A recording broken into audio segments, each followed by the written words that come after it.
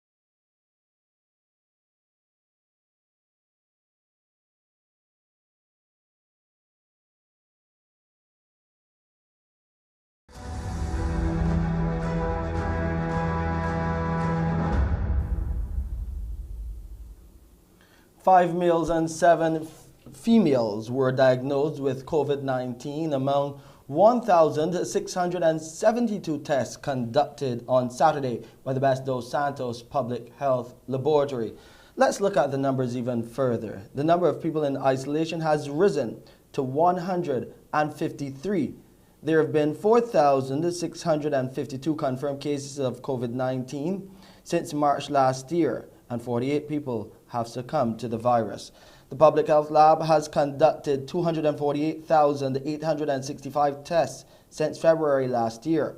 Meanwhile, under the National Vaccination Program for COVID-19, 102,649 first doses of the vaccine have been administered. Additionally, 90,000 people, just over 90,000 people, or 33.2% of the population, have received second doses and are fully vaccinated. Over in Antigua and Barbuda now, the cabinet there has mandated that anyone who wishes to pay their final respects to the former Prime Minister and national hero Sir Lester Bryant Byrd must be fully vaccinated in order to attend his funeral.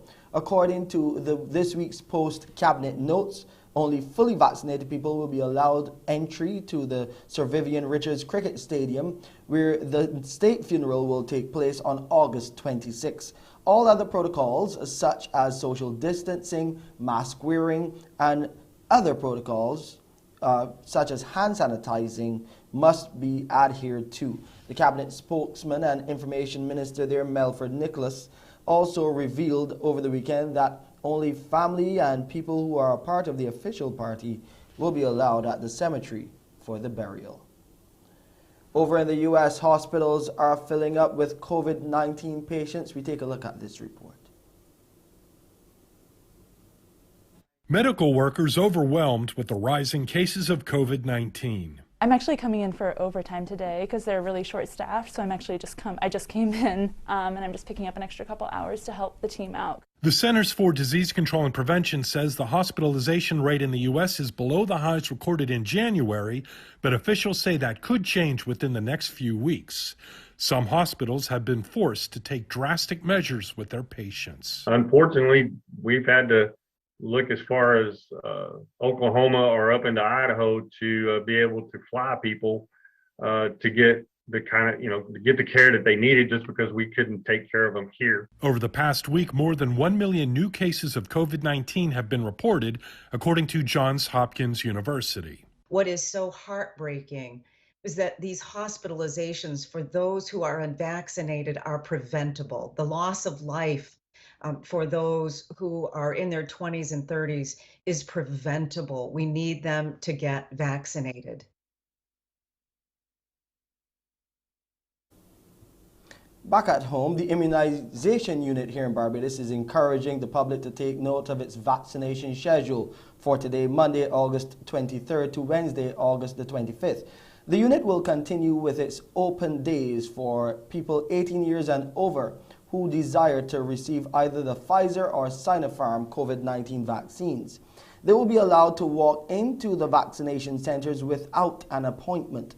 Additionally, those individuals who receive the first dose of the AstraZeneca vaccine are also invited to walk into any of the sites this week to receive their second dose of the vaccine.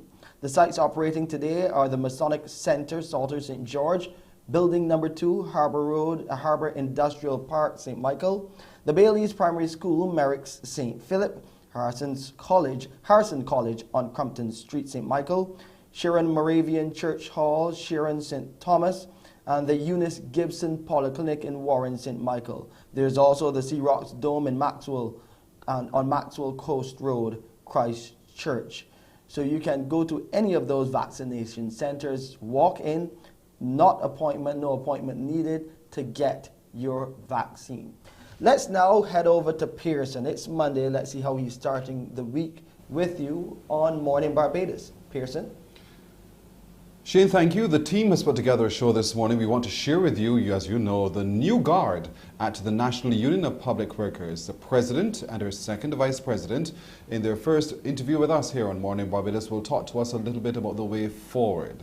Today also marks the International Day for the remembrance of the slave trade and its abolition. And so in our conversations on CARICOM, we will look at that and how, as a people of this region, we can begin to celebrate that occasion. And then we will introduce you to a new fashion designer who is having the time of her life. You want to meet her when you join us right here on Mornin Barbados. It is back to you, Shane. Thank you, Pearson. It was an historic day yesterday as Barbados connected to Guyana via a church service. We'll share the details with you next.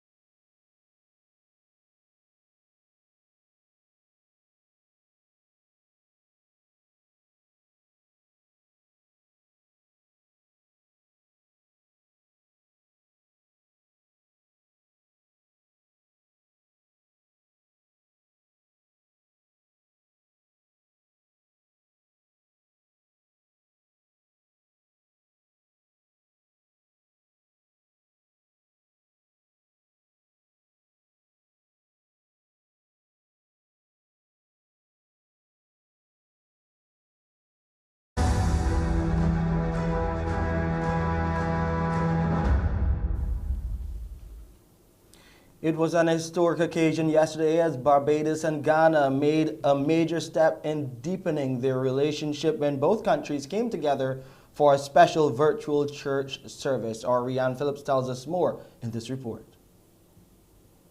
For close to 3 hours, specially invited audiences at the St. George Parish Church here in Barbados and the Christ Church in Legon, Ghana, joined their hearts and voices in worship.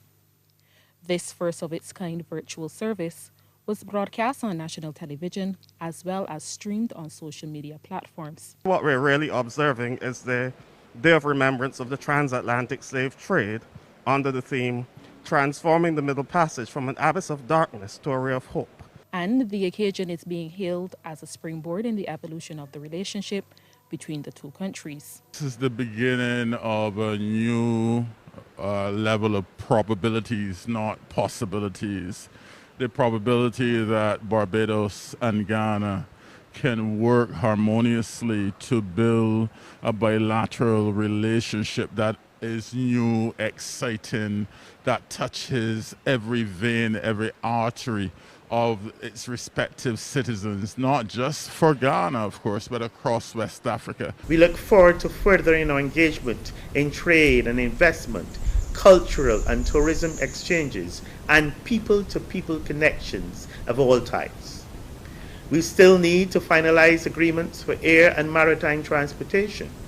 A great deal of work has been done by the Barbados' international transport authorities to facilitate commercial flights between our two countries, and we eagerly anticipate the signature and entry into force of the relevant agreements. And more opportunities have been identified by Ghanaian officials. We affirm our commitment to improving bilateral ties and working closely with the government and people of Barbados at all levels, especially in the areas of tourism, culture, education, health, climate change, and biodiversity. The joint service also included performances and written presentations from locals and Ghanaians. Rianne Phillips, CBC News. Verla de Pisa emerged victorious in the race for president of the Democratic Labour Party as the DLP held its annual conference and elections over the weekend. In the end, Ms. de Pisa managed to comfortably win her bid for re-election against Reverend Guy Hewitt. More in this report from Aaliyah Briggs. Democratic Labour Party leader Verla de Pisa remains at the helm for another year after emerging victorious in the party's 66th annual conference elections. De Pisa retained the post of president with 507 votes, defeating challenger Reverend Guy Hewitt, who received 295 votes. This is her second consecutive victory, as she also dismissed challenger George Pilgrim in last year's poll. Following the announcement of de Pisa's victory, she delivered the president's message at the DLP's George Street headquarters. She says the election results prove members of the DLP want change. Because we are young, we are full of energy and open to change.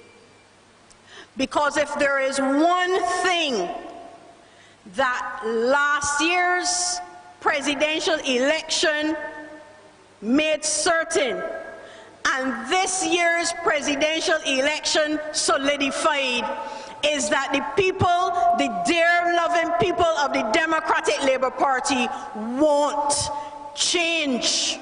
While making a plea for unity within the party, Ms. de Pisa says the public has been critical of the previous DLP administration, and the organization is making changes to remain relevant in the lives of Barbadians. We heard the criticisms coming out of 2018, and it cannot be that you will do things in the same way and expect a different result. Difficult decisions have to be made, but the Democratic Labour Party will make the changes necessary to keep us relevant in the lives of the people of Barbados. And we will do so by pulling together. Political scientist Dr. George Bell reacted to the results of the elections, calling it a sound victory for Ms. de Pisa and the DLP. The victory would have been expected on the level of that she was more orthodox than Mr. Hewitt in her approach to requesting support for the presidency. But on the other hand, she has been seemingly effective in reorganizing the party. And overall, then, she has succeeded in what could be seen as an expected victory. I think that she has defeated Mr. Hewitt in significant proportion, sufficient to say that he is soundly defeated. It's a very positive victory for her, and in a sense we could say it's a positive victory for the Democratic Labour Party, because it shows that Ms. de Pisa has been doing work to rebuild the party. Aaliyah Briggs, CBC News. The Prime Minister of Dominica, Roosevelt Skerrit, has issued an appeal to his countrymen and women to take the necessary steps to fight the COVID-19 pandemic that has to date led to one death there. In an address to the nation, Skerrit said that the citizens there should use simple and old common sense to help the country fight its way out of the clutches of the disease and back to a position of normality in numbers. In stating that the pandemic could be around for some time, the Prime Minister noted that his administration will be employing a program of pragmatism. Prime Minister Skerrit, who is also the Finance Minister, said he is determined to keep the country afloat and progressing even in the midst of the pandemic. The government of Switzerland and the Dominican Republic have both offered humanitarian aid and other forms of assistance to Haiti in the aftermath of the recent earthquake. According to officials in Switzerland, the country has mobilized special staff and equipment to support the Haitian civil protection. This is being facilitated through the Embassy of Switzerland in Haiti. Last week, a plane with members of the Swiss Humanitarian Aid Corps left for Haiti. The team consists of logistics officials, 2 water sanitation specialists, 2 structural engineers, and a disaster advisor and a team leader in that order. Let's look at what is happening with sports now, and some good news for the West Indies. Despite them having now to dig themselves out in their first innings. The Windies will have to get out of trouble on day 4 of the rain-affected second and final test against Pakistan. The regional side reached a 39 for 3 at the close of yesterday's play at Sabina Park in Jamaica, still trailing by 263 runs. Kieran Powell was dismissed for 5, Captain Craig Brathwaite 4, and Roslyn Chase 10. Nkrumah Bonner will resume today on 14 with Al-Zari Joseph, the night watchman, who's yet to score. Resuming day 3 on 212 for 4, the second day's play was completely washed out. The visitors declared on 302 for 9. Only 8 balls were possible in the morning session yesterday before lunch due to a wet outfield and soggy conditions around the pitch. Once play resumed, Fawad Alam went on to score his 5th Test century, 124 not out, including 17 fours. The captain, Babar Azam, contributed 75 and Mohammed Rizwan 31. For the Windies, Kemar Roach finished with 3 for 68, Jaden Seals 3 for 31, and Jason Holder 2 for 46. Live coverage of today's 4th day will be on radio 94.7 FM, that's CBC Radio, from 10:30 this morning. Now, in more cricket news, everything remains on track and on stream for a successful start of this year's Caribbean Premier League in St. Kitts, Nevis. According to the CEO of the CPL, Pete Russell, all persons involved in the league, including players, officials, and support staff, have been tested and operating within the safety of their bio-secure bubbles. 180 members of the CPL cohort are all now safely in St. Kitts, been tested twice, and everyone is negative, which is fantastic. So we now anticipate the next arrivals coming from the UK, which will be on Monday, and then the last members of the cohort to join will be from the bubble in Jamaica. So 47 people will be arriving bubble to bubble from Jamaica on a private charter. So everything going according to plan. No issues in terms of the ground. Wicket looks fantastic. Went and had a look at it myself, so that's great. And obviously we went on sale with tickets today. Only double vaccinated patrons will be allowed in. We have protocols in place for that. The CPL is scheduled to bowl off in St. Kitts on Thursday. Jamaica closed out their participation at the World Under-20 Athletics Championships in Nairobi, Kenya yesterday in fine style. The highlight was a gold medal run for the women's 4x100 meters relay final. They clocked a record 42.94 seconds to win ahead of Namibia and Nigeria. Let's take a look at the race. And the chip is strobing inside. Chips are live. Race is go. It's all about the baton changeovers. You can have the fastest 4 runners in the world, and it's no good to you if you can't get the baton handover. Italy have gone for a very late change, and they've missed it. Well, I don't know. You can see from the incoming runner, she's shaking her head. She's dismayed. It is Kenya leading, Nigeria in second, Czech Republic in third.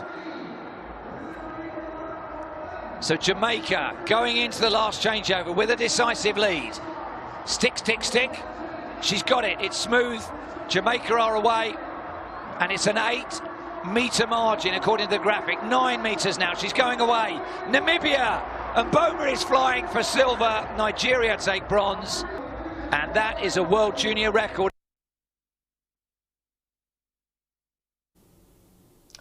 Jamaica then took silver in the boys' equivalent with an area record of 38.61 seconds to finish 6th on the medal table with 3 gold, 6 silver and 2 bronze medals. Congratulations to the Jamaicans.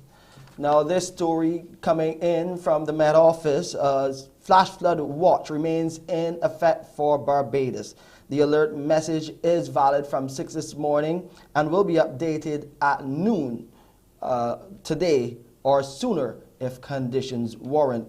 A flash flood watch is issued when heavy or excessive rainfall in a short period of time, generally less than 6 hours, could result in flash flooding within the watch area. It does not mean, however, that flooding will occur but is possible. Maximum rainfall accumulations of 1 to 2 inches are possible later this morning as unsettled conditions linger right across Barbados. This watch may be upgraded to a warning at a short notice if conditions warrant. So residents and visitors are being told that the following impacts may occur during the forecast period. Those impacts include significant runoff from higher elevations. Soil erosion is likely on exposed or scarred land surfaces. Large water settlements across the country on roads and fields. Significant adjustments to water levels of existing water bodies, ponds, etc., and excessive water on our roads. Significant delays in traffic with some roads possibly impassable. Large objects or debris from higher elevations may also become embedded within fast-moving water flows, so you need to look out for that. And significant flooding at the foot of hillsides and coastal roads is possible. You can expect an update from the Met Office in at least 6 hours, and we'll bring it here right here on CBC TV and on radio, so look out for those updates. Time now for a look at the general weather. The temperature right now, 26.2 degrees Celsius. It's cloudy outside and you're getting some light showers for now. Remember, those showers could get more intense. The relative humidity stands at 88% this morning. There is precipitation in the atmosphere. The barometric pressure is down to 1009.6 millibars. And those winds are coming out of the east at 33 kilometers per hour.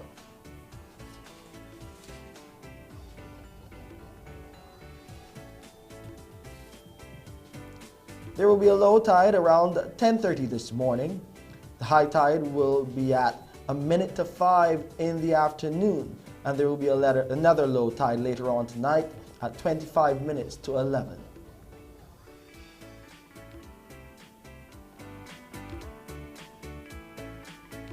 Those seas are smooth to moderate in open water. Swells are right now peaking at the 2-meter mark, but they're expected to decrease.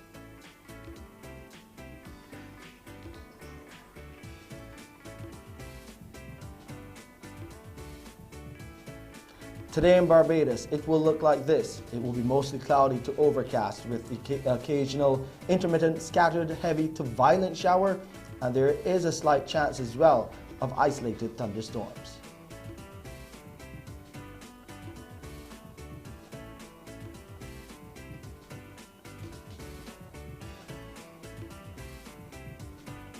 Tonight, we'll get a mix of clear skies and clouds as weather conditions improve, and there will be a few brief, isolated light showers.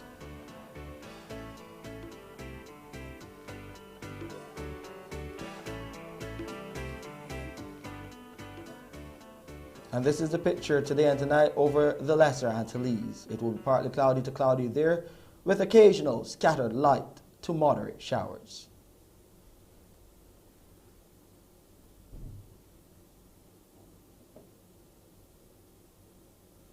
In London, it's partly cloudy, getting up to 22 there, 22 degrees Celsius that is. The minimum temperature expected 13. In Frankfurt, the high 22, the low 11. Coming across the Atlantic to Miami, a lot warmer, getting up to 31 degrees Celsius under cloudy skies. Also under cloudy skies, New York and Boston, they're getting showers today. The maximum temperatures in both cities, 26 degrees Celsius and down to 22 in both cities as well. Toronto, you're getting up to 30 today. Pretty warm for Toronto. Minimum temperature expected 19. Also down to 19 in Montreal, but getting up to 28 degrees Celsius. And that's it for this edition of the Morning Report. I'm Shane Seeley. Morning Barbados starts now. Wake up, wake up, wake up, wake up. Barbados, get up. Good morning. Good morning, Barbados. Good morning. Good morning to you. Good morning. Morning, morning, morning. Good morning to you. Good morning. Morning, Barbados. Good morning. Good morning.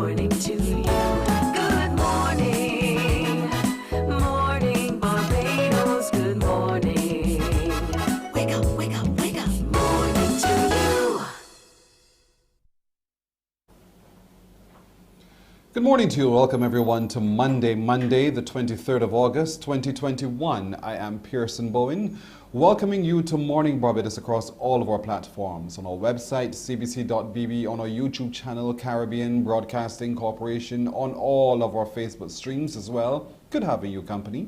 Today is the International Day for the Remembrance of the Slave Trade and its Abolition. So we'll be taking a look at that in our conversations on CARICOM with Ambassador David Commissiong. Today too, we'll be reaching across the waters to go all the way to Singapore and meet with a Bajan who says, sorry, didn't write. So certainly we want to hear a little bit more about that and why she's decided to pen a book with that particular title. And I guarantee you before the day is done, we'll give you something to smile about.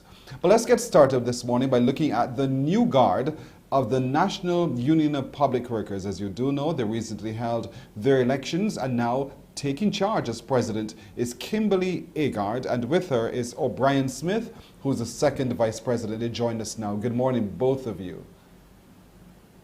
Good morning, Pearson. Good morning, Barbados. Good morning indeed. Welcome. And Kimberly and your team, congratulations. It must feel surreal to know that you are now the president of the NUPW.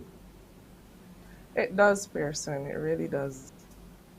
So tell me a little bit, because it was a hard-fought elections, what do you think it was that caused you or the majority of the members of the NUPW to repose their confidence in you and your team as the new guard to take the union forward? Well, first, Pearson, let me say thank you to those voters who came out and gave the new guard that resounding support on Thursday. So we'd like to say thank you to those members. As it relates to what would have propelled them to give us the support, I think that they realized that we were genuine and that we are comprised of a group of persons who have given time and commitment to NUPW over the years. So they knew with us what they would be getting. So I guess they just wanted to give us the opportunity then to make that difference that we promised that we would work assiduously to provide. Now, I know you're walking into some headwinds because there's been so many stories about the NUPW within recent time. And so I'm sure you're going to be able to want to tackle them one by one. What do you see as priority in addressing some of those situations? Pearson, to be honest, we have quite a bit of internal things to iron out and to get settled down before we could really come to the members, because we want that when we do come to the members that we come with a solid well-defined machine. So we have some internal issues to iron out first. We need to get an appointed general secretary. We need to look at the strengths and weaknesses within the secretariat so that we can, find the best way to restructure the secretariat so that we can best cater to our members. We also recognize from in our canvassing, we would have picked up directly the issues that are affecting the membership. And the issues are not only individual issues, but how they view the entire organization. So that is something that we want to work on as well. What we have recognized, though, coming out of the canvassing is that education and sensitizing, those are paramount in relation to taking NUPW forward, because a lot of what transpired over the past couple of months would have been given, let me use the term, would have been given legs because members were not educated into the structure, the rules, and what obtains within NUPW. So we have recognized that we definitely need to work on how we communicate to our members and also to educate the membership based on the rules of NUPW, which definitely need to be revamped as well, and also the rules that govern their working conditions, because in some cases we recognize that members do not even know and understand their rights under the simple grievance handling procedure. So to be honest, the face-to-face canvassing would have given us, not that it would have been new information because we would have been aware of some of it, but it would have definitely reinforced and shown that what we had in mind to work on, had we been successful in the elections, were right on point to what the members needed. It showed that we were definitely in tune with our membership, even though we were not as yet the executive.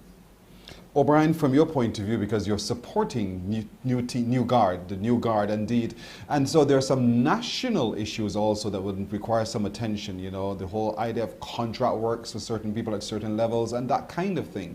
What do you see to be some of those national issues that you or your team have to start focusing on? Good morning, Pearson. Good morning, Madam President. Good morning, Barbados. My thing about the national issues is the main thing is we need to get the younger members, especially within the union, to understand that the union is there for them. Because as younger members come through the public sector, contract work will become an issue. But we must also understand that negotiations must be held with the government in connection with the contract work so that members will not be disadvantaged in with their years of service if they want to engage in contract work. Kimberly, what can you say is the union's position on vaccination? We know the Prime Minister says it's not going to be mandatory. What's the union's position on that? Well, the union has not come to a decision as yet. We have had initial discussions, but the National Council of NUPW has not really issued a directive as yet. So there's no position on NUPW. What I can say so far is that the National Council wants to ensure that workers' rights are protected and that persons have the option to choose what they want. So I can say that that is the direction that our initial discussions have been going in so far.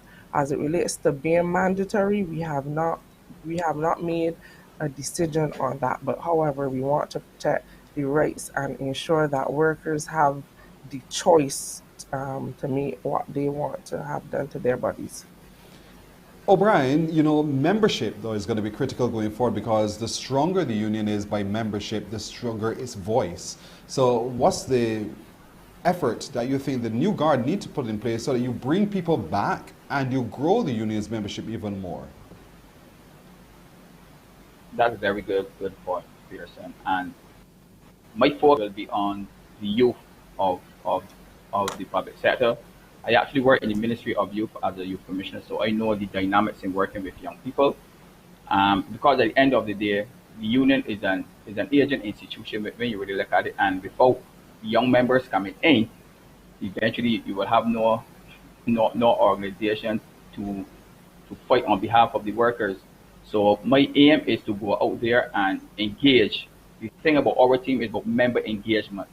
Because a lot of persons, they say you only see the union when there are issues and those things like that. But going out there and have normal conversations, find out what is going on, how they feel about the institution, how the institution can benefit them, where they even have ideas to help strengthen the institution. So that is the things that I and Team New Guard will be working on. And Kimberly, you know, often the perception is that, you know, the union is always in some kind of fight with employers. It's always, you know, so antagonistic. Is that a fair assessment? And if it isn't, then how are we intending to change that? It is not a fair assessment, even though we know the image or how the union was portrayed or seen over the last couple of years. But it's not a fair assessment. We don't necessarily only augur that antagonistic approach to things. There are many grievances and many issues that are handled even before you get to the table, and that is something that we need to develop even more so that persons our members are satisfied, their issues are handled, but it does not have to always be a matter of gloves being put on and there being a fight. So that image of NUPW always being there on the battlefield, that needs to be toned down a bit. However, there are some issues that we will have to step up on. There are some areas where we will have to show muscle. So we need to choose those issues wisely. We can't always come over that way. So we have to choose the areas and issues wisely as to when and what approach needs to be taken. If we need to step up and engage our arms within the union, probably make a few, make a few hints of threats and so forth, then we will do that. But initially, our approach is not to only come across to be antagonistic and always looking to be engaged in a battle. That image, despite persons thinking that the union is a war machine, that image in itself has done some damage to NUPW, and all members are not happy with that approach. Now we're watching this morning. We see two young faces as part of the new guard going forward, and how people feel about youth at times that they don't know enough. So, what assurances can you give to comfort those who are your members and to the general public alone at large? That you are efficient and you are competent enough to take charge at this time. Pearson, as a matter of fact, I am the youngest person on the team, actually. So that in itself was quite a vote of confidence in me that the old members within the union would have seen it necessary, sorry, or would have seen something in me that they wanted to trust and confidence in me. So that in itself, from the beginning, was a vote of confidence. However, our team is comprised of persons who would have been around the union for a while. Despite us being young in age, we have quite a bit of experience within the organization. Before, I would have been the chairman of the NUPW Youth League, and O'Brien and John would have served with me on that committee. So we would have been working throughout the organization. Then we moved on to executive levels. John and O'Brien would have put up themselves for elections before. I would have been the third vice president in the last term. And then we have Renage, Pamela Humphrey, and Mr. Bostic, and they would have been around the union even longer than we were. So they bring the balance. We bring the ideas, we bring the way how we want to see NUPW forward, and there it with the institutional knowledge and the experience, so that then our ideas can be better implemented because we have that balance of youthful exuberance, the new ideas, the modernizing, and they then will bring the balance as it relates to the experience and institutional knowledge. So that is why we were marketing ourselves as the perfect balance to bring NUPW, the perfect blend to bring NUPW where it needs to be in 2021. Would you be the first female president? No, actually, I am the third female president. We had Gladwin King before me and also Millicent Small. So I'm the third president of NUPW within its 77 years. Well, congratulations indeed to you and your team, New Guard, Kimberly Agard, the president, and O'Brien Smith, the second vice president, the New Guard at the National Union of Public Workers.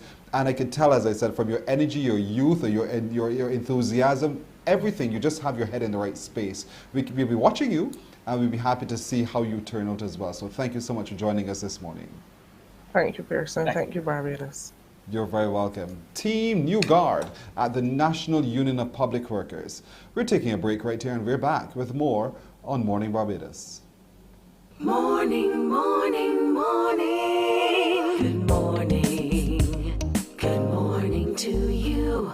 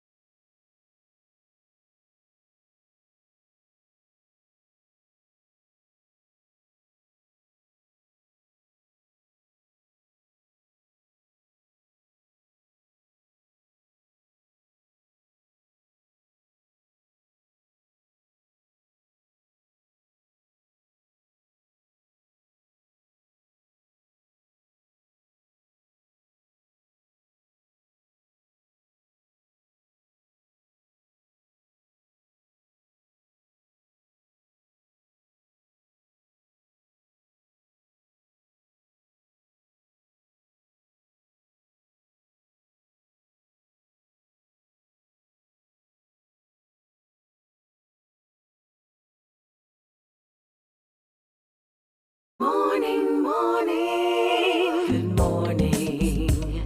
Good morning to you. It's 14 minutes now to go to 7 o'clock. It is important for all of us to get engaged in the conversation about CARICOM. CARICOM is us. CARICOM is our way of life. And so this morning, as we continue our conversations on CARICOM, we're joined, as usual, by His Excellency David Commichon, Barbados' ambassador to CARICOM. Ambassador Commichon, very good morning to you. Good morning, Pearson. It's a pleasure to be here. Thank you so much for joining us. Yesterday was a very significant day for ourselves and our partners in Ghana. Did you get a chance to watch? And how did it impact you? Yes, I saw. I wasn't able to see the entire service, but I did watch some of it. Very important that we establish this link with Ghana. We have been talking about CARICOM having this summit meeting, heads of government summit meeting with the African Union. We planned it for last year. COVID came. It was supposed to be in Kenya last year. COVID came and we had to postpone it to this year. And COVID once again caused a second postponement. But the good news is that it has been agreed that even though we can't do a physical summit, that there is going to be that African Union CARICOM summit virtually on the 7th of September. So Barbados forging ahead with establishing links with Ghana, Kenya. Remember, we have already appointed our ambassador to Kenya. We have already selected the ambassador to Ghana. So those two missions are well on the way. And also Morocco. We'll also be establishing a diplomatic presence in Morocco. Barbados is in a sense, leading the way in terms of this new CARICOM initiative of engaging with Africa. So it's very pleasing to me.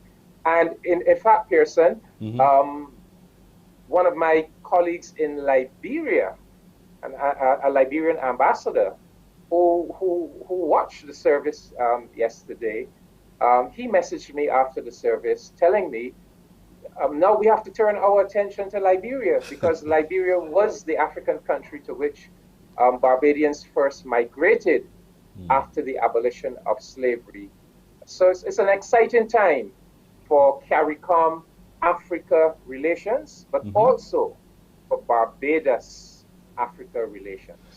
There's such a void of information about our relationship, and I think I agree with you on this collaboration between ourselves and the African Union and all of our brothers and sisters there on the continent to know more about who we are and our peoples of the region as well. And so I'm excited about the way forward in this upcoming summit in September. What do you think is in it for us from this summit? Well, I have been pushing for this kind of summit for a long time because, the Organization of African Unity, Africa's first continental-wide organization, was established in 1963. We established CARICOM 10 years later in 1973. And to think that over that large span of years, the heads of government of Africa and the Caribbean have never sat down around a table and broken bread with each other. It's really amazing that it hasn't happened, but it's happening now. And I am convinced that once these political leaders come together, start to talk to each other, that many, many initiatives will emerge out of those conversations. So I am expecting that they're going to agree to establish an institutional link between CARICOM and the African Union. I believe that they're going to start the journey towards amalgamating the CARICOM single market and single economy and the Africa's continental free trade area. I'm convinced they're going to talk about air and maritime links between the two regions.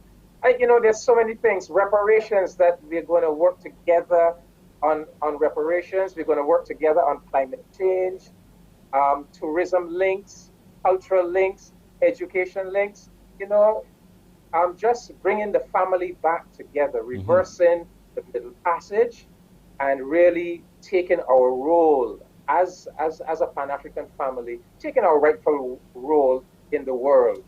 And so to me, it's very exciting.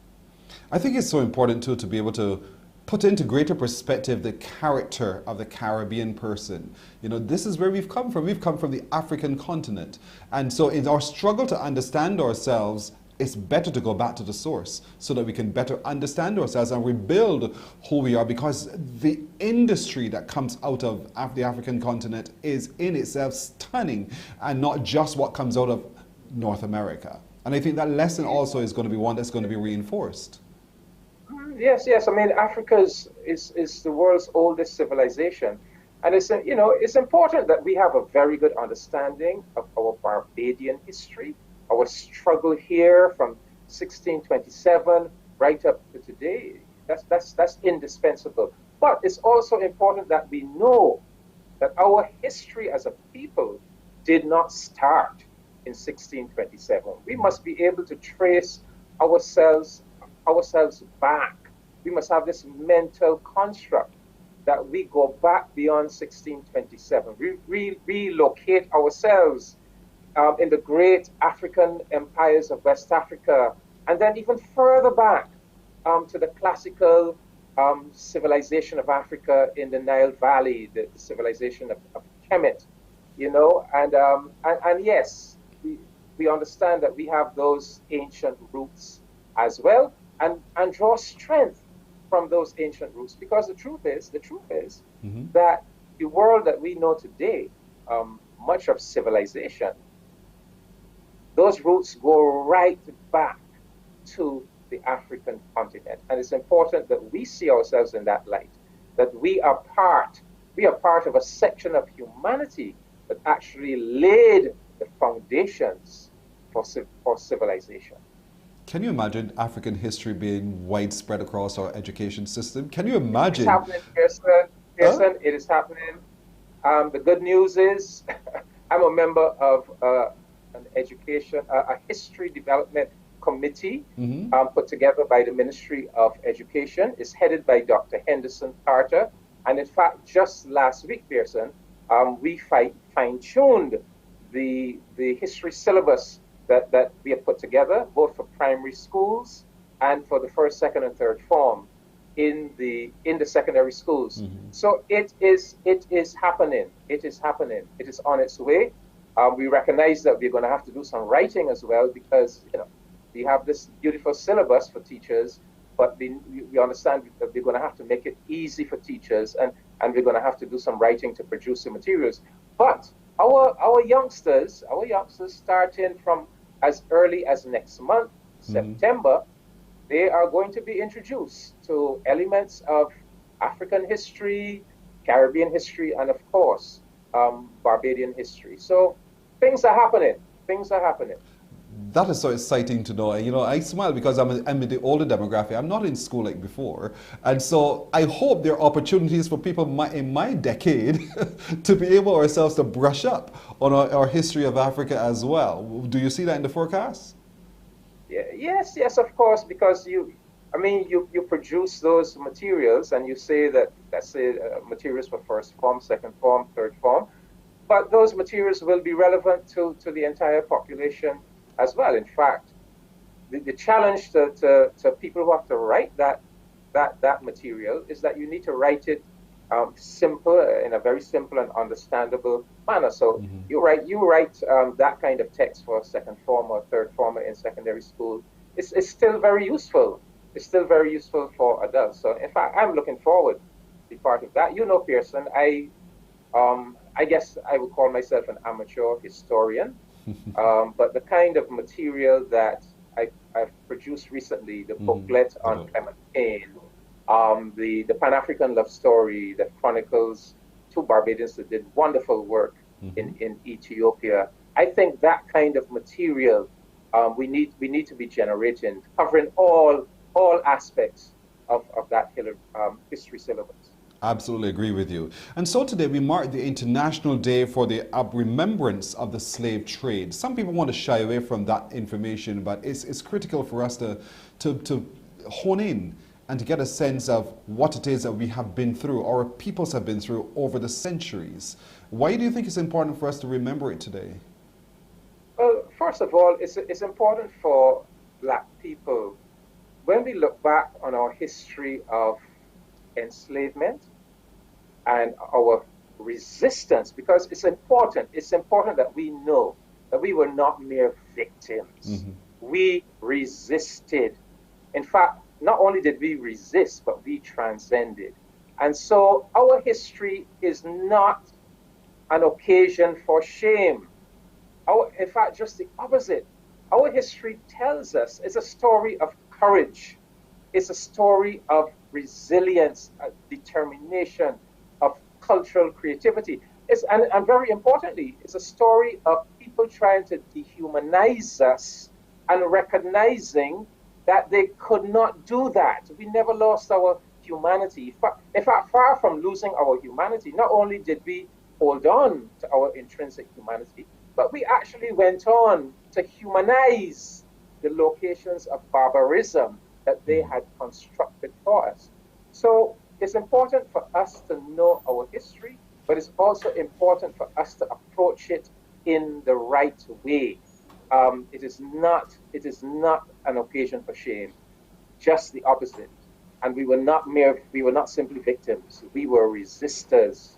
We resisted with great courage, and we humanized these locations of barbarism. We made these countries what they are today. When I say we, primarily the people at the bottom. If we look at it, any of the great cultural achievements of Barbados, it tends to have come from the people at the bottom. Whether you look at our music, our dance, our nation language, our arts, it is the Black mass of our population that humanized these societies. So, and on that score here, Pearson, I know time is short, so let's just talk a little bit about one of the great Black or African nations, that is the nation of Haiti. And some people don't understand how great that nation is. You know, we talk about the American Revolution and the French Revolution. Well, the Haitian Revolution far transcends those, because the Americans carried out a revolution and maintained slavery. The French carried out a revolution and then were still trying to re-enslave Black people. Haiti carried out a revolution and abolished that evil institution. In other words, it was the Haitian Revolution that first truly recognized the rights of man. The American Revolution recognized the rights of European man. The Haitian Revolution was universal in recognizing the rights of all mankind, regardless of race. And we know that they've been hit by that terrible earthquake. I just want to let everyone know that SEDEMA is on the job. Right now, as we speak, there's a SEDEMA team in Haiti, and we should soon hear from SEDEMA as to exactly what they wish us to do to help the efforts in Haiti. Thankfully, many United Nations agencies and international agencies are in Haiti, helping with the effort there. I also want to report that our Caribbean Catastrophe Risk Insurance Facility, that a multinational insurance company, so to speak, that we established, we CARICOM established, and we pioneered these parametric insurance policies where you don't have to wait for the loss of justice to go in and actually, work out how much damage was done.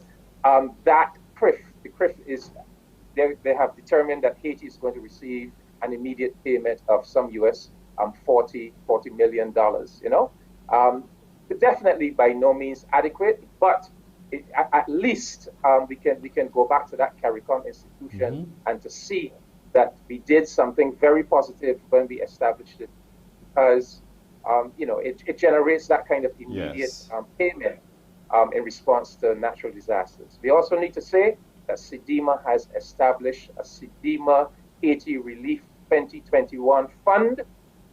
It's the bank account is at the CIBC First Caribbean International Bank in Warrens, and Barbadians are invited. If you want to make a donation to the relief efforts in Haiti, you can go to that bank, Sedema Haiti Relief Fund 2021, and the Haitian government has put out a needs list. So there are things that they need, and Sedema will be using those funds to purchase many of those needed items. Right. We'll also be providing some financial support to Haiti's civil protection directorate, and that's Haiti's natural disaster response unit on the ground in Haiti. So, that's Haiti.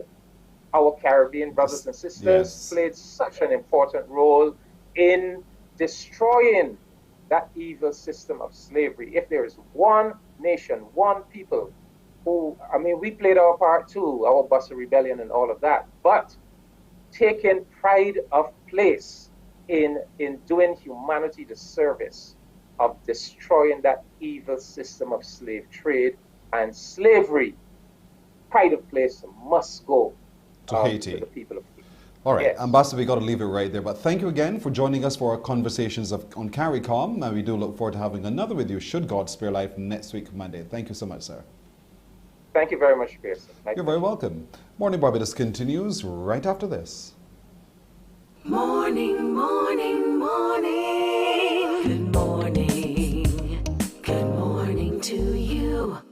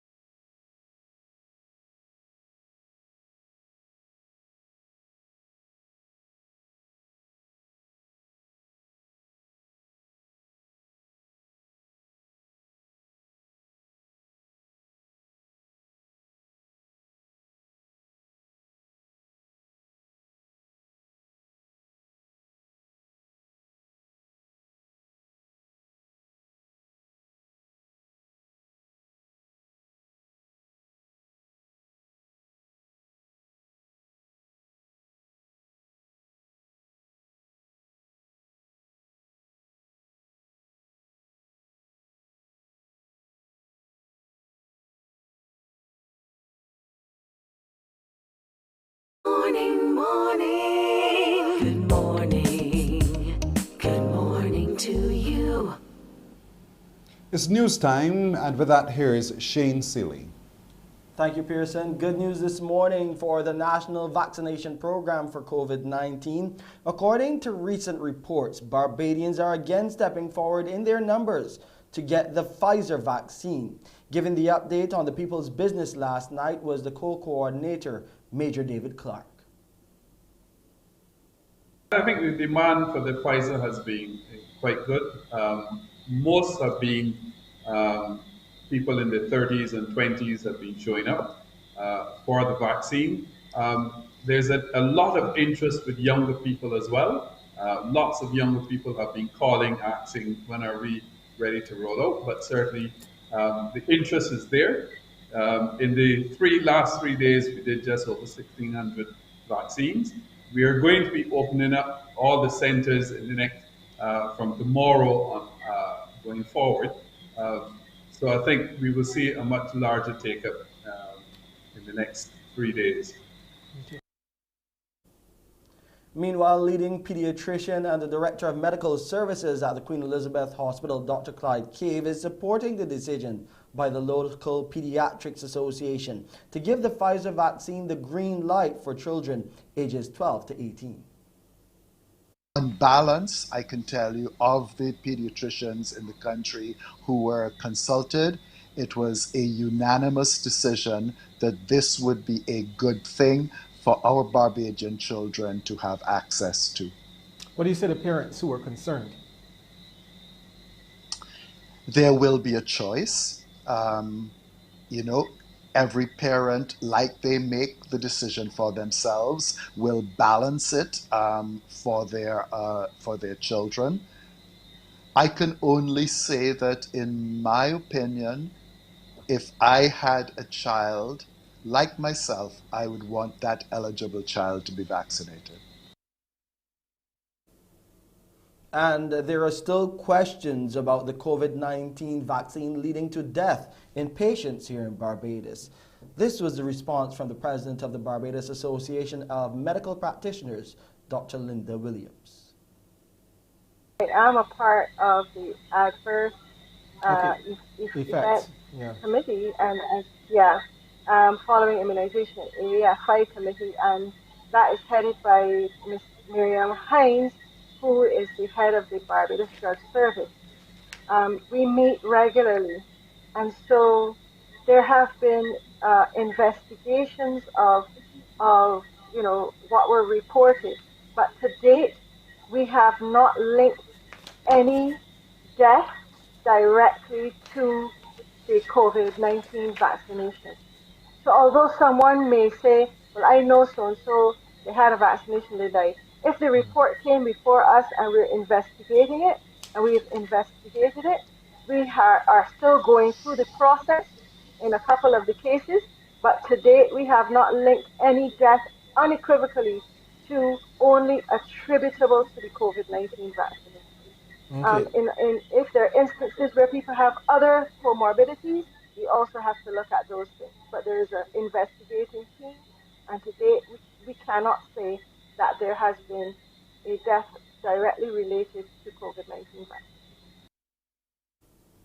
12 new cases, 5 males and 7 females were diagnosed with COVID-19, and this is from 1,672 tests conducted by the Best Dos Santos Public Health Laboratory. The number of people in isolation now stands at 153. There have been 4,652 confirmed cases of COVID-19 since March last year. 48 people have succumbed to the virus. The Public Health Lab has conducted 248,865 tests since February last year, and under the National Vaccination Program for COVID-19, 102,649 first doses of the vaccine have been administered. Additionally, 90,027 persons, that's 33.2% of the population, have received second doses and are fully vaccinated. Barbados remains under a flash flood watch this morning. The Met Office has extended the watch, which was initially issued at 2 this morning due to prevailing adverse weather conditions. People living in low-lying or flood-prone areas are being advised to be on the alert as maximum rainfall accumulations of 1 to 2 inches are possible this morning as these unsettled conditions linger across the island. The watch will be updated by the Met Office at noon. And that's it for your 7 a.m. headline news updates. I'm Shane Seeley. Back to you, Pearson.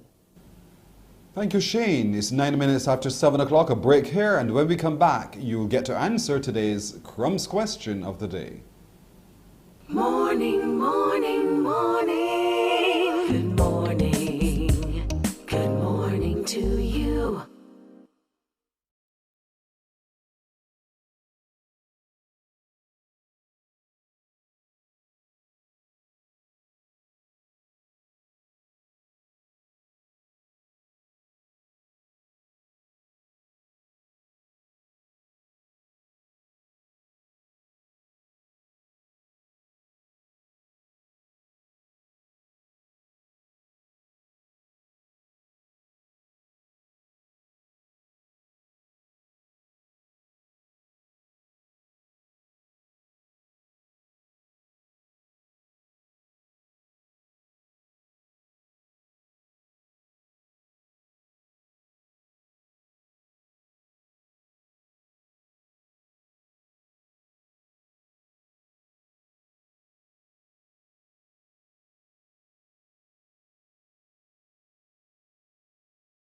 Morning, morning. Good morning.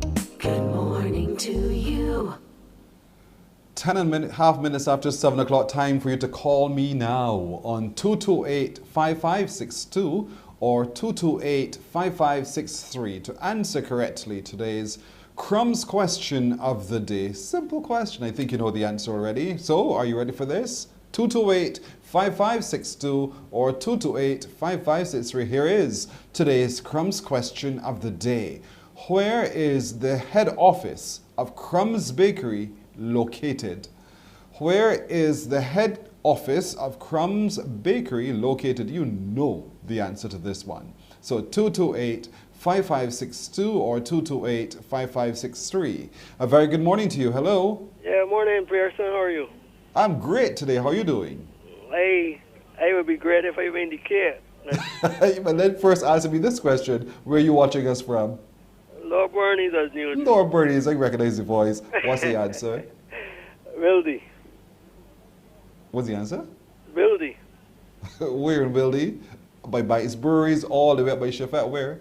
Down through by Automotive Arts, what would that say? So that makes it what it has a number? Huh? It has a number through there? I know it's located out there. That's below Automotive Arts. Lord Bernie, just pressure you, man. I will take your answer. Yeah. My brother, you're absolutely right in saying it's in Wildy. It's at number 11 Wildy in St. Michael. As a matter of fact, Mr. Lord Bernie has won this morning. Congratulations. Yeah, thanks, and enjoy the rest of the day. Huh? Likewise to you, my brother. You stay on the phone. Don't put down. All right, stay good right night. there. We'll take some more details from you as well. So he's absolutely right. The location is right there on your screen, ladies and gentlemen. Number 11, Wildy, St. Michael. That's the location of the headquarters, head office of Crumbs Bakery. And there's a Crumbs Bakery very near to you. Check it out today. We're back with a Bajan Afar after this. Morning, morning, morning. Good morning. Good morning to you.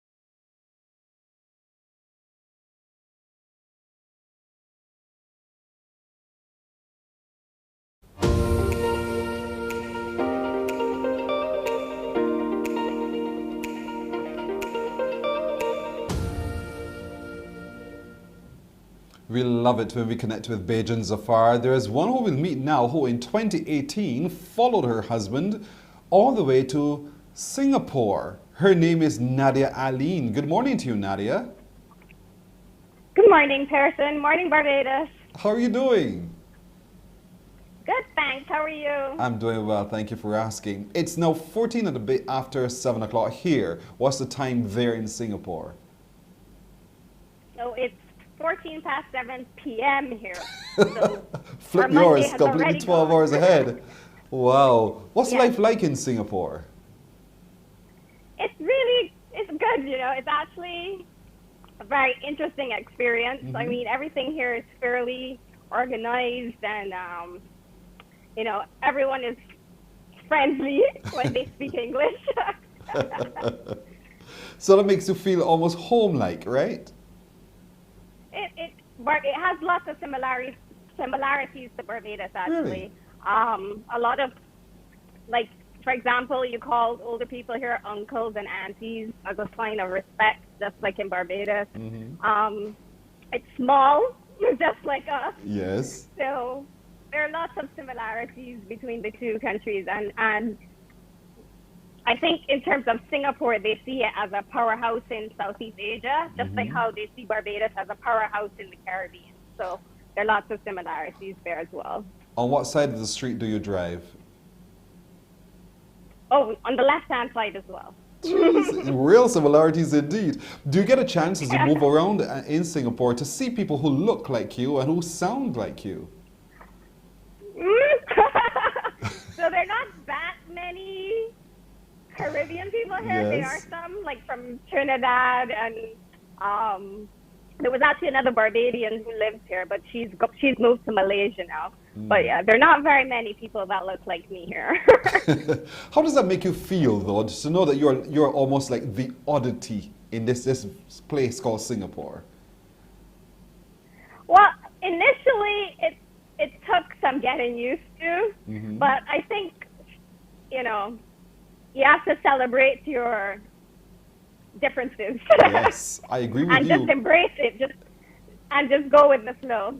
You know, yours is such a storied journey, though, because in 2014 you found yourself in Myanmar. I find your life so fascinating that you're able to move here and there and still be you. So in Myanmar, if you don't mind me touching on that just a little bit, how was life in Myanmar? We hear stories of, you know, Aung San Suu Kyi and all that's been happening in Myanmar.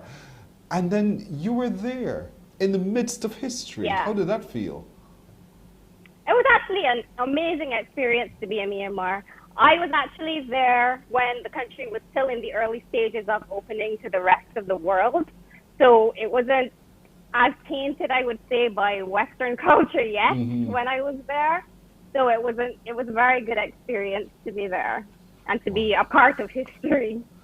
Yeah, I'm telling you, I mean, we hear the stories and we know exactly how it's been happening there as well. But in Singapore, how do you maintain your Bajan-ness while in Singapore? Well, I would say I keep telling people, flying the flag for Barbados, I keep telling people, you know, I'm from Barbados. And I think what helps now is that a lot of people know of Rihanna. So they kind of know now where Barbados is. So we have Rihanna to thank for that. But yeah, I maintain my business. There's actually a Caribbean restaurant close to Chinatown, believe it or not. So my husband and I would go there from time to time when we want some Mount Gay rum. You just had to go there, Nadia. You just had to go there. But you know, while in all of this, you've written a book, Sorry I Didn't Write. And I just love the title, Sorry I Didn't Write. Talk to me a little bit about that and why that title. Actually, so I kind of started a version of this book back in 2014 after my amazing experience in Myanmar. But of course, life and work obligations and all of that got into the way. So the book kind of got parked. And then when COVID-19 hit, we were all forced to stay at home. And so I had a little bit more time on my hands to write. And my friend Julia encouraged me to finish my book. She's like, Nadia, you really need to finish the book. So I took her advice and I finished it. And the story I didn't write comes from me taking so long to write it in the first place. Yes. So sorry I didn't write to myself. And also sorry I didn't write to my readers who would eventually read the book. That's interesting. Because in the book you say you're embracing change, you're overcoming challenges, living in the moment, and celebrating triumphs as you navigate your own life. Those are some really interesting subjects that every one of us, I think, we need to change. And it doesn't matter where we are, because location is not critical to managing your change, accepting who you are, living in the moment, celebrating all of you about yourself. So this book written by Nadia Aline called Sorry I Didn't Write. You know, while it's not a regret, it is also one way forward for a lot of people who turn the pages. So what's been the reception to the book thus far? Oh, it's actually been very good. I'm actually very surprised because I thought, you know, I would just write this and that would be it. But no, the reception has actually been amazing. And I have to say it's actually been very amazing too in terms of Barbadians who have bought the book and reached out and said, you know, I got your book. I'm loving it. I can't put it down. And also other Caribbean people who I would have gone to law school with, you know. I think it has they have said, you know, it helped them in a way to see that you just have to go with it sometimes. You know, you wouldn't think about sometimes like being in Southeast Asia, being a lawyer, but you just have to go with it sometimes. Just go with the flow. Sorry, didn't write, but it's available now. It's available online, and it's also available in hard copy. Yes, so it's available in hard copy, paperback as well. Copies have been presented to the Barbados Public Library last week. So my aunt did that on my behalf. So Barbadians can read it in the public library. It can also be purchased soon at Flat Rock Books. So good, it's available. It's available, and it's on Amazon. Yes. It's on Amazon. It's so there you go. Amazon, Just order your course. book. Now, in terms of, you said you go to the Caribbean restaurant there in Singapore to get some Caribbean food. So you don't do any cooking at all? Harrison, you're trying to Just a put me on the question. spot. Well, I would say I don't cook Caribbean food really here, because the ingredients are kind of hard to get. Like I cannot find Scotch bonnet peppers, but I do cook from time to time. Very good to hear. And when you do cook, so as close to what we eat here in Barbados, what do you cook? I have, well, we, rice and peas. Great on a Sunday for sure. Rice and peas. Now you're cracking me up. Rice and I peas. love it. I absolutely love it. So there you are now in Singapore. How are you adapting to the language and to the culture, the way of dress and everything else? How are you adapting to that? Well, Singapore is a fairly melting pot culture. So quite a few people here speak English. Like a lot of people speak English. So the languages, the language barrier is not an insurmountable hurdle. But yeah, the dresses, they're fairly westernized here as well. So yeah, the dress is fairly normal as well. Yeah, it's very modern and normal. Would you recommend that any Bajan watching today, you know, try to get the experience of exploring Singapore and perhaps immersing themselves in the culture of Singapore? And if so, what do you see as the benefits from that kind of exposure? It just widens your perspective so much. It gives you a different point of view. It also helps us to see sometimes that even though people are situated on a different side of the world, they're not that different to us. They still go through the same challenges. They still go through the same experiences that we have. And so there's a lot to share with them, and there's a lot of common ground that you can come to. And it also helps you to see things from their perspective as well. So it helps you to understand sometimes where people might be coming from. So I would say if you get the opportunity to come to this side of the world, just run with it. Just Run with it. When was the last time you were home, Nadia? So we haven't been back. We wanted to come back, but then of course borders were closed and everything. So that kind of puts a damper on our search. So I haven't been back since 2018. So I hope I'm not losing my Barbadian accent. I still recognize your voice. So listen, if you were to land now on Barbados, where's the first place you'd like to go? Oh, I would definitely love to get some pudding sauce. So oysters to Uncle George, to Uncle George's, or I don't know, anywhere that I could get some good pudding sauce. Nadia Ali, it is such a tremendous honor talking to you this morning. Don't forget the book is called Sorry Didn't Write. It's available on Amazon. It will soon be available at Black Rock Books, and of course there are copies available too at the Barbados Library, Public Library, and the Community College Library as well. There she is. That's Nadia Ali's book, Sorry I Didn't Write. But here she is in Singapore. Thank you so much for joining us. I can only wish you the very best going forward. I write some more. Yes. Thank you. You're very Thank welcome. you. Have a good day. Nadia Ali joining us from Singapore this morning on our segment, Beijing from Afar. So we're coming right back in just a moment.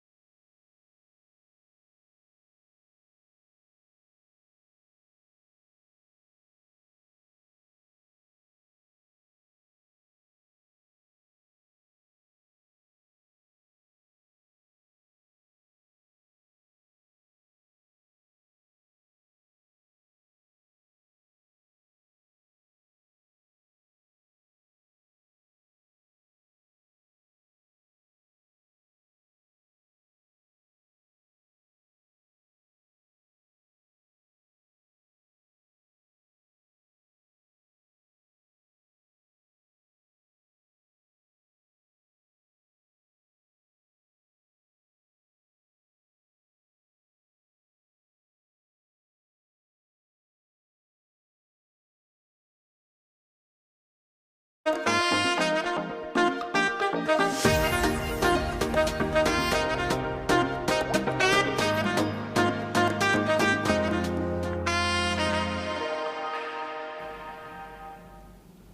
27 minutes after the hour of 7 o'clock. Our next guest is an author. She scripted her book. But more than that, she is an educator with over 17 years in the field of early childhood education and care across many nations of the region. And so we're happy to be joined this morning by the author of the book, Bajan Baby, What Do You See? Her name is Terry-Ann Hopkin. Good morning to you, Terry-Ann. Hi, good morning. How are you doing? I'm fine, thanks. How are you? I'm doing well, thank you for asking. You look so young with over 17 years of experience in early childhood education. You started at 4, right? No. I'm just teasing you. But congratulations on your book, Bajan Baby, What Do You See? And so in this book, what are you trying to encourage and entice our little ones to see? I'm encouraging them to read, basically, and to explore their world around them. You know, Barbados is such a beautiful island, and there's so many things to see. So I just want to encourage them to look around everywhere they go and see all that they can see and be inspired by everything around them. I mean, just by the cover alone, it just looks so riveting. Just the face of the little girl at the front is so real and lifelike. That's my daughter. That's your daughter? Yes, it is. Oh, that's beautiful. So who is the one who would have worked with you on the design of the cover? This is absolutely beautiful. Thank you. I worked with Uzuri Designs Books. That's the name of the book design company I went with for this one. And so you've published your first in the series, Baby, What Do You See? It will captivate young readers, I'm told, as they go on a colorful Barbadian adventure with the Bajan Baby, who's a curious little girl who explores the scenery, cuisine, and culture of her country and our country, Barbados. So putting this together would have required you to do a little bit of searching because you want to be able to tell the story of our culture in a way that the children will get excited about and to be able to feel as they read those words as well. So how was that for you? Well, it didn't really take that much extra research per se, because when Ariel was a young toddler, my husband and I used to take her on adventures every weekend, and she was very curious, always asking questions. What's that over there? What's that? What does it do? So I got inspiration from that. She was just learning to speak, and I was absolutely blown away by her language development, and we just wanted to expose her to her world outside the house and beyond the screen of a tablet or a phone or the television. Now, you talked about the language skills, developing the language skills, and so was that part of the reason behind the book, Bajan Baby, What Do You See? Of course, I am all for promoting language and literacy development at an early age. So anyone who knows me, I'm the reading club lady. I like to teach little children to read and develop that love, foster that love for reading from as early as 3 years old. Do you have a copy of the book there with you at the moment? Of course I do. Okay, because I am one of those readers who I get hooked on. I turn the page, I look at the first couple lines, and if those first couple lines don't hook me, book is put down. So could you read for me the first couple lines from your book, Bajan Baby, What Do You See? Okay, no problem. Thank you so much. You're most welcome. Here it is. Here we go. Bajan Baby, what do you see? I see a green monkey looking at me. So here's the green monkey. Yes. And the green monkey looking at me. Yeah. Bajan Baby, what do you see? I see flying fish swimming in the sea. Sweet. And there it is, and the curiosity of the child naturally is watching the fish jump and swim across the sea. And that's what the book is about. We see images and we see language, and so we can connect what we see to the words that describe what we see as well. And it's done almost in the limerick style, so that we can actually get the rhythm and a whole host of things. Exactly. Yes. I'm not even That's very important for young children. They catch on better when they in that kind of genre. Mm-hmm. The book also has, well, some animals. It has the cuckoo and flying fishes in there, Mother Sally, the Tuck Band, Stiltman, the land ship is in there, some schoolboys eating akis. It's just a little sample of Barbadian culture. I hope you paint the boys in a positive light here. Of Just checking. course, they're very positive. Mm-hmm. They're schoolboys eating akis. Ah, there they are indeed. Look at the joy on his little face as he's enjoying his Of Akis as course. well. That is sweet. And that's what boys do. We sit down on the ground and we just do it. So it's a good book Yeah. too. It's not, while it's told through the eyes of your daughter Ariel, it is not about girls. No, of course not. It's for every child, even adults. I've gotten a lot of traction from Canada mostly, and many adults are very blown away by the colorful illustrations. Some of them will have been Barbadians who migrated, and they said it brought back so many memories from their childhood. And these are males and females alike. Yes. And that's so important indeed. Now, you're also the director of Cherry Tree Kids, a small business that Yes, I promotes am. language and literacy development at the early childhood education level. And so getting the book into those spaces where the teachers of early childhood education can use it as a facility, how is that for you? Well, it's okay. I haven't had many teachers reach out to me locally, to be honest. Mm-hmm. But the books are in the bookstores and the sales are pretty good. I've had a number of people reach out to me from other Caribbean islands, America, Canada, and the UK. Other early childhood educators who wanted me to do read alouds to the children, and the book is actually being used in a remedial reading program in New York City, actually. So I think I'm getting a lot more support outside of Barbados, Mm-hmm, mm-hmm. but I am working to get it more available to more persons in Barbados. It is at most of the major bookstores, Right. Cloisters Days, Gifts and Things, Gansey will have it from today. Um, some other places, the Yes. library would have gotten some in September when the book just released. Mm-hmm. I donated some to a couple nursery schools because I'm a nursery school teacher, Mm-hmm. and my daughter's primary school has a copy as well. So I'm trying Yes. to get it out there, but it's a Now, work in progress. you mentioned that in New York is one that's being used for remedial children who need remedial work. Yes. Tell me a little bit about why this book, Baby, What Do You See? Beijing Baby, What Do You See? How can that help? I guess because of the simplicity of the text and the vibrant colors, each Mm-hmm. page has so much detail in it. So when teaching children to read, yes, you want them to recognize the letters, you want them to get that phonemic awareness, you want them to be able to decode. But if the interest isn't there, it's going to be a more difficult task. So this particular program, I noticed she's using the pictures Mm.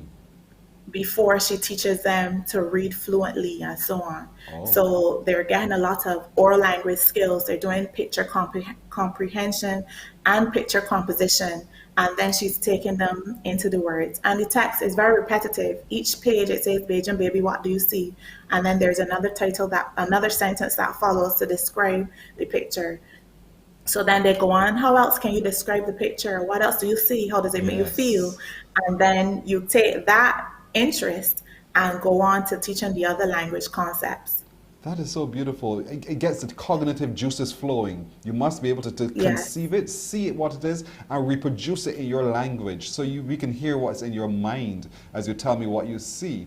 And then you can then structure exactly. it as you go. Your job sounds so Exactly. fascinating, to be honest, to be able to see that change in development in one's ability to understand and to be able then to read and reproduce as well. It's really fascinating. So the book is called Bajan Baby, What Do You See? And of course, it's available locally, and more books will be available locally soon. And is this a series of books that you're writing under the brand Bajan Baby? Of course, this is the first in the series. Ariel is at the front. The second one is in the works. That one is titled Beijing Baby Count With Me. Mm-hmm. My first son will be on the cover of that one. I hoped to get it in Barbados in September, but it had some setbacks, with COVID and all the Yes. little financial challenges. Yes. But I really hope it will be available by the end of this year. And of course, there will be a third one representing my third son, my second son. Sorry, I have three Yes. kids. Each child And then has to there get are their others own that book, have right? requests to write about other islands and so on. Oh, that's So we'll lovely. see. But so far, there'll be 3 in the Bajan Baby series for sure. Well, I love what you're doing. I absolutely love what you're doing, Miss Terry Ann Hopkins. Congratulations on this. I really hope this sells off the pages and sells off the bookstores as well. So good luck with all of this. And come back to us if there's anything else we can do with you. All right? And we want to be able to help Well, you. no problem. We actually have a puzzle. So there's that as well. Yeah. Sweet. You're very, very creative, madam. Terry Ann Hopkins is her name. The book is called Bajan Baby, What Do You See? And more to come very, very soon. It's available locally. So do get it as soon as possible and teach your children to read and you read along. And it's also available on Amazon. Thank you so much for joining us this morning. Best of luck. Thank you for having me. You're very welcome. Bye. Bye-bye. Morning Barbados at 22 minutes to 8 o'clock continues right after this. Books open your heart, your mind, and your soul. They are educational, entertaining, inspiring, and motivating. Are you an author of a recent book you want to share? Then Mornin Barbados would love to feature your book in our The Next Chapter segment. Send us an email to morninbarbados@cbc.bb. That's morning without the G. Come and let us turn those pages together.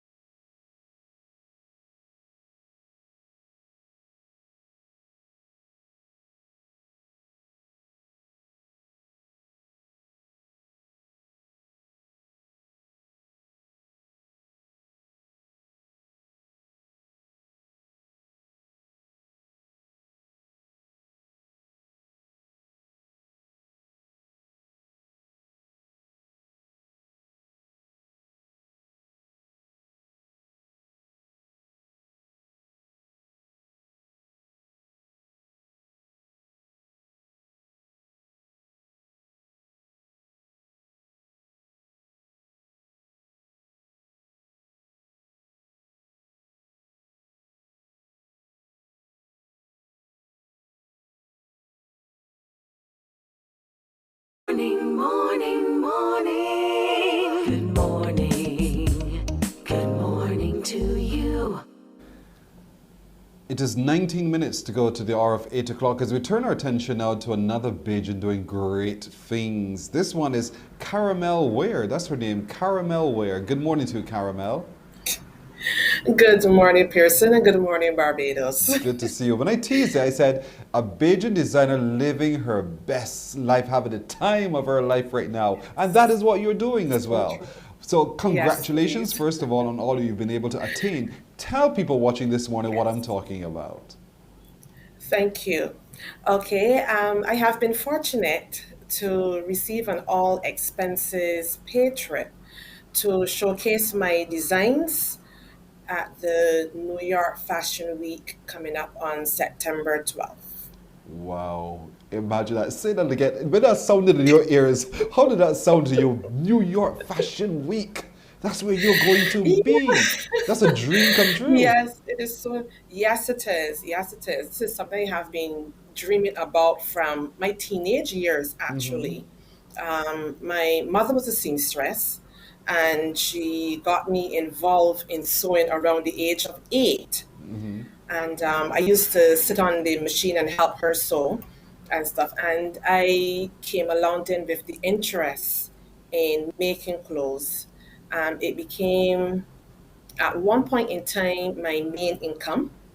And I started doing other work for people and stuff like that. And as you come along, your interests drift to something different, because at one point in time it became unsustainable for me. So I had to then look for more stable income, and it was placed on the back burner. And I slowly got back into it. And how I actually got to be a part of the show was that I was a part of a fitness group, and they will have a fitness pageant. Right. And I made my gown for the pageant, and I was also the winner of the same pageant and won best gown. One of the ladies that came to the show, she saw the ad for the Beautiful You fashion tour here, which was held in June. And she WhatsApped me and said, you are so talented, Carmel, and I think this is something that you would be interested in, and it would be beneficial for you. I was a bit hesitant because, with all that is going on with the COVID and stuff and finances and whatnot, I was saying that I will not achieve the goal of the required clothes for the show. And I said, okay, just take this leap of faith and do it and see what happens. And I entered, and it became a bit challenging. And then I reached out to Corporate Barbados for assistance for the show that was held in June. And I must say thank you to Mr. Robert Fowler of Tropical Computers Limited. I spoke with him in regards to what I wanted to do, what my interests and stuff are, and he was very fascinated with it. And he's the kind of person that, if he sees you trying to elevate yourself in a positive way, he will go the extra mile to help you. And he gave me the assistance then for the fashion show in June. And that one was held at the Hilton Hotel. Now, the criteria to enter that show was that all of the participants had to sell at least 2 tickets to be able to participate in this show. Instead of having to make a financial contribution, we had to sell tickets. Right. And I sold the most tickets. You were a winner from early. Right. Yes, it's true, because he did, he then, as an incentive for us to push the ticket sales, he offered this all-expense paid trip to New York. And at the end of the show then at the Hilton, he held the draw. And when he asked who sold the most tickets, it came that I was the person who did, which allowed me to get extra raffle tickets to be entered into the draw. So I was there sitting, I'm like, well, you could imagine if I sell all these tickets and do not end up being the winner for this draw. So I was just there sitting, and he pulled the ticket number, and when he called my name, I was like, because they knew me by my fashion brand, which is Allure Chic Couture, because that's what they were advertising as the whole evening at the show. So when they called Carmel Weir, everybody around the room was looking at, who is this Carmel Weir? This name is very sweet. And silly me, I look around the room too for the person. I'm like, that person, no, that's me. Yes. So he was very elated that it was me because of the fact that I had sold those mock-up tickets and such like. So the criteria now for this New York trip is I have to produce 20 outfits or 20 garments. And varying areas of fashion. So I'm looking at, from what I have done so far, I'm doing some lingerie pieces for plus size ladies, because that's the target market I'm going towards. Right. Okay, because you find you go to these fashion shows and all you see are the petite models.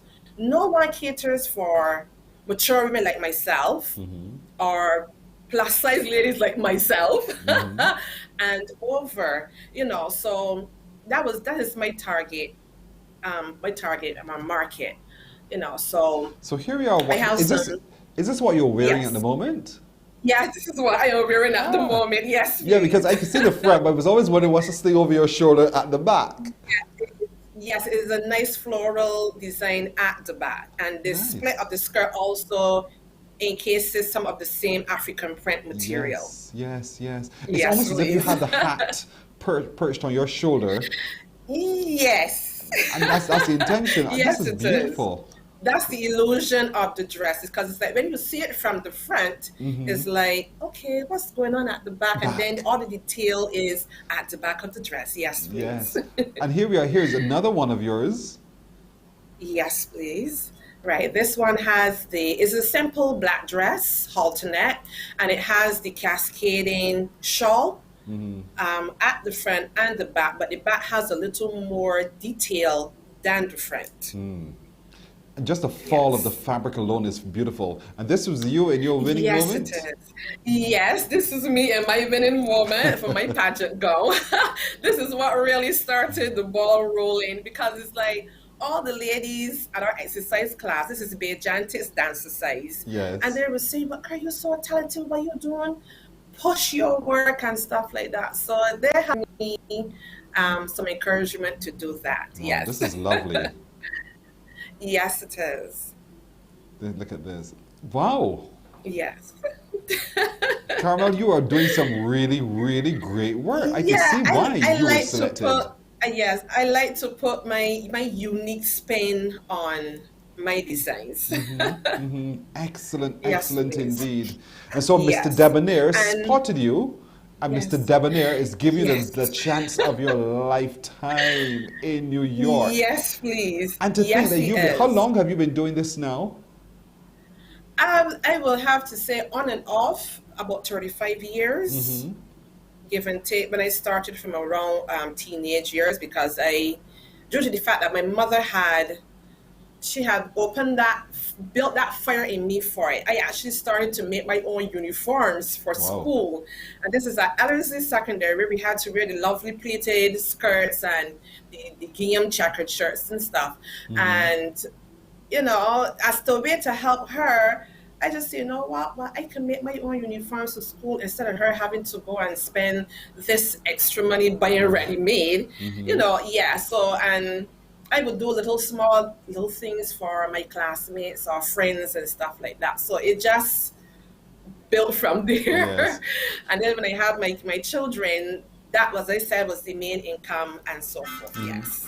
The Ellerslie School must be so proud of you this morning to see one of their Oh, own. yes, coming there are, through. because among the sponsors I have now for this New York show, the Ellerslie Old Scholars Association, they have been giving me monetary contributions to go towards materials and like trimmings and braids and stuff like that, so you can actually get the collection out.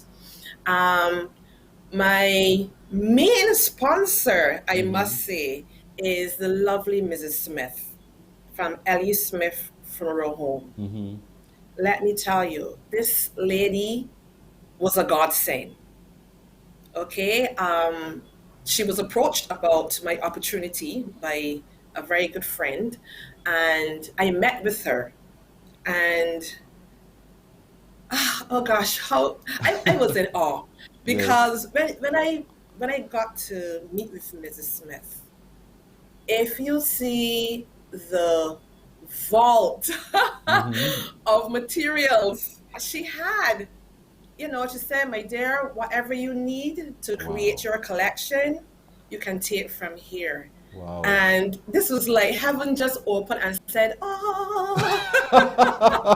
So basically, basically outside of my lingerie collection, Yes. everything basically came from the collection of materials from Mrs. Smith. And I wholeheartedly thank her for that donation. I mean, two large garbage bags of material, and is like, the lady that was there with her said to me, if you are as good of a designer as I know you are, because I have seen your work at the Hilton, I know you can make exquisite pieces with this material. Wow. Because for what I had in mind for the New York collection was nowhere near the materials that she gave me. I had a whole complete different sketch in my head of what materials I wanted for the respective designs that I sketched and everything. But then when I spread the materials out on my table, I'm saying, you know, I can work this, I can work that. And yeah, my collection is just, it's amazing. I am even in awe of my own self at how I have put together my Yes. designs from what she has given me. Yes. You're quite a storyteller, Caramel Ware, and we are so Yes, immensely I proud am. of you. I love it. I love it. I love it indeed. And so, Yes, when do you leave please. Barbados for New York Fashion Week, by the way? When? I am leaving on September 10th, which is the Friday, and the show is on the Sunday, which is September 12th, at the lovely Stewart Hotel in Manhattan. Yeah, just talking about it is giving me goosebumps. I'm glad. Yes. Listen. Yeah, and Go they're ahead. gonna have 3 shows within that one day at the hotel. So I'm going to be modeling also for other designers at the same show as a plus size model.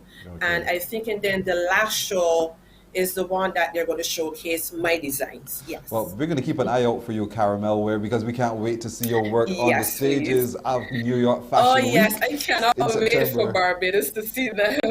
Yes, indeed. All the Yes, best going please. forward. Thank you for joining us. Yes, and thank you very much for having me. You are very welcome. Very welcome. Caramel Ware is her name. Her design allure, chic couture, is her business. So check her out, indeed. We're coming back, and when we come back, we're going to put a smile on your face for this Monday. Morning, morning, morning. Good morning. Good morning to you.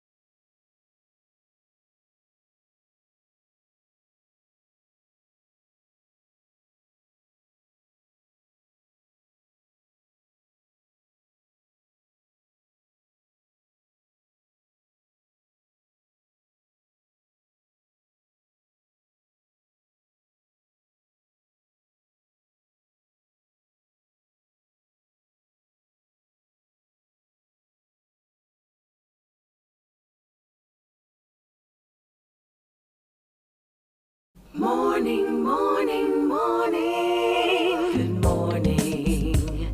Good morning to you. In the short time we have left, I want to show you this one. The BBC found him to a little boy, so bright. Take a look at this.